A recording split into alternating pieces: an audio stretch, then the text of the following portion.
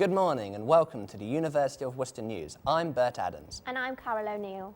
Today's top stories. Seal spotted in the River Severn. Student falls in the river after chasing a one-legged goose. A cat runs for Hereford mayor.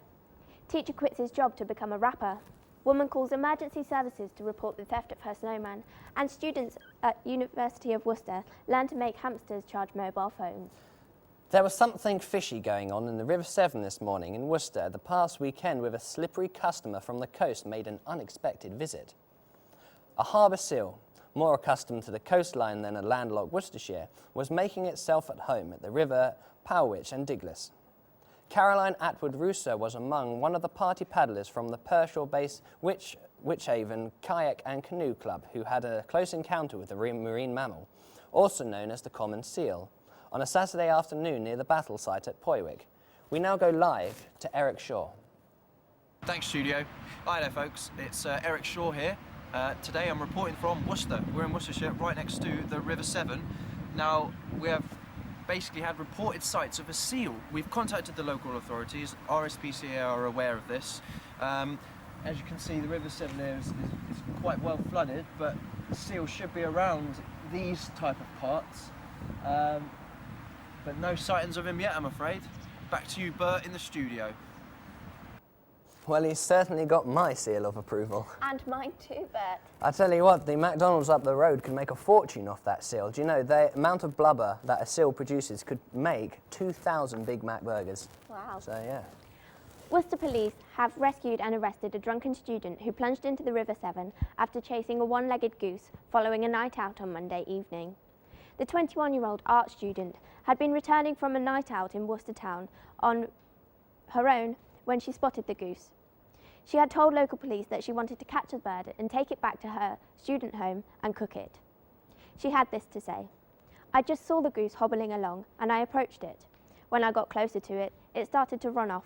So being in my drunken state, I decided it would be a good idea to chase it. I had no idea it would run into the water." Authorities say she was overcome by the cold water and had to be rescued by firefighters. Police say the student had been drinking heavily before the stunt after a recent trip to Tramp's nightclub. PC Davis says, "We have a lot of calls regarding drunken students, but this is by far the weirdest one we have come across in a long time. We are just thankful that the student is alive and safe." Witness James Ward lives by the river. He says he often sees people jump into the water during hot summer days, but rarely in November. Police tell the Worcester News, as far as they know, the goose is still on the loose. I must say that I've never heard a story that's come out of Night Tramps Club without someone falling in the river. I've done it a few times myself. In other animal-related news, a cat has decided it's time to bring the feline perspective to the local government. Hudson McWhiskers III is the latest candidate to enter the runnings of the 2012 elections for the mayor of Herefordshire. Mr. McWhiskers is a Norwegian forest cat born in a Hereford-based cat shelter with his mother, Fusspuss McWhiskers.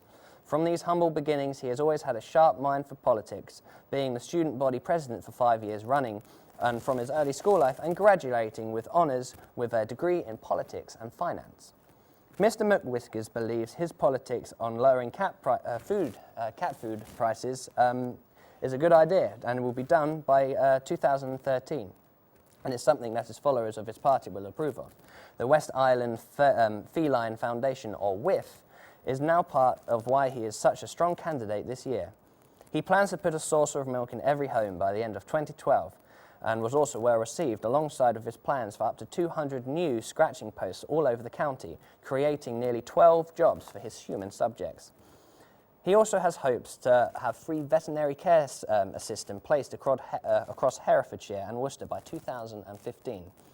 Mr. Charles Usher, Mr. McWhiskers' personal advisor, told the University of Worcester, "I believe my candidate is so popular with the voters because he makes no promises that are out of his reach or hard to keep.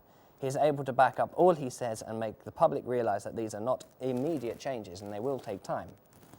Polls don't open yet for another month, but Mr. McWhiskers still has a lot of public appearances left before that date. But it seems no one can outcharm the feline politician. Isn't it wonderful having a politician who's not heading for a catastrophe or giving the voters pause for thought? Well, personally, Bert, I think he's the perfect candidate. Personally, though, I wouldn't vote for the cat because I'm allergic to them and I despise them. There is a dog running, Churchill the bulldog. I think I might vote for him. Okay. Now, we've all had our urges to quit our jobs and follow our passions, but one man has stood out in the local area. Mr. Travis Hickey has left his position as an English and literature teacher at the Worcester Sixth Form to pursue a career as a rap and hip-hop artist. Mr. Hickey first began using rap in his classes to get his students off the Snoop Doggy Dogg and onto the Shakespeare. He says he likes to inspire his pupils with his rhymes, but took this on a different theme when he trounced one of his students in a rap battle, which is currently making its rounds on YouTube. When interviewed, Mr. Hickey told us, "Poetry has always had its romantic verses, but it goes about in quite a flowery way. I've always liked how rap just gets right to it." Making the transition from teaching to rap is nothing new. For example, it is common knowledge that Mr. Tupac was a professor of English literature and editor of the Oxford English Dictionary before his rap career took off in 1992. Mr. Hickey is currently recording his first album and expects to have it available for digital release by the end of February 2013. Now over to Summer Winters for the weather. Thanks, guys. Well, the last week was pretty wet, and there's a slim chance of further flooding in the Worcester area.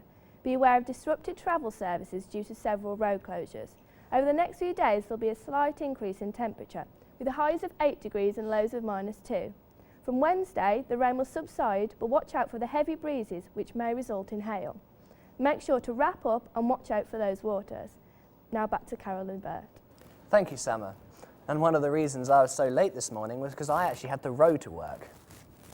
Anyway, in a groundbreaking discovery, scientists of the University of Worcester have now learnt how to make hamsters charge mobile phone batteries using nanotechnology. Scientists put special miniature vests on the sensors of the rodents connected to the nanogenerator whilst they ran around a small wheel. By doing this, the biomechanical power could be generated into electrical power. Students organizing the experiment say that the hamsters generated 1/20th of the power of a standard AA battery, in spite of this fact that the amount of energy received was very small. For example, 1,000 hamsters would be necessary to charge one cell phone.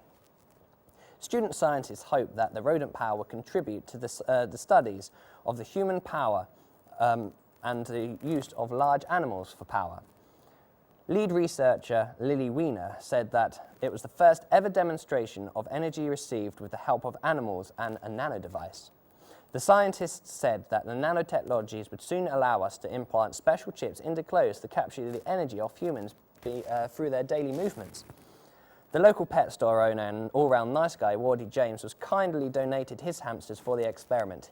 He told the local reporters he was happy to contribute towards science and assured us that no hamsters were hurt during the process. Personally, my thoughts on this, the nanotechnologies, is a very, very good idea, and I don't see why they don't put them into exercise machines, because then you're exercising and you're also generating free electricity, so it's kind of two birds, one stone. That's a very good idea, Bert. I mean, I also like the idea of hamsters. Can you imagine a hamster powering a car? It would certainly be convenient for me because I keep hamsters in my glove box. And finally, a Worcester woman has been deemed completely irresponsible after calling the emergency services to report the theft of a snowman. The woman rang the 999 number after noticing that her snowman had vanished from the garden. Initially, the operator listened to the woman as she said, "There's been a theft outside my house. I haven't been out in 5 hours, but when I went out for a fag, he was gone." Abusing the emergency services is a prosecutable offence. However, in this case, the woman genuinely regarded the theft as an adequate use of the number. She has been warned to only call in the case of genuine emergencies. That's a funny story, that one. In fact, it reminds me of not that long ago. I remember being a bit drunk and I went out and actually stole a snowman, right in that area as well. How ironic that two people would do that. Do you know, I've still got it. I keep it in my big freezer in my garage.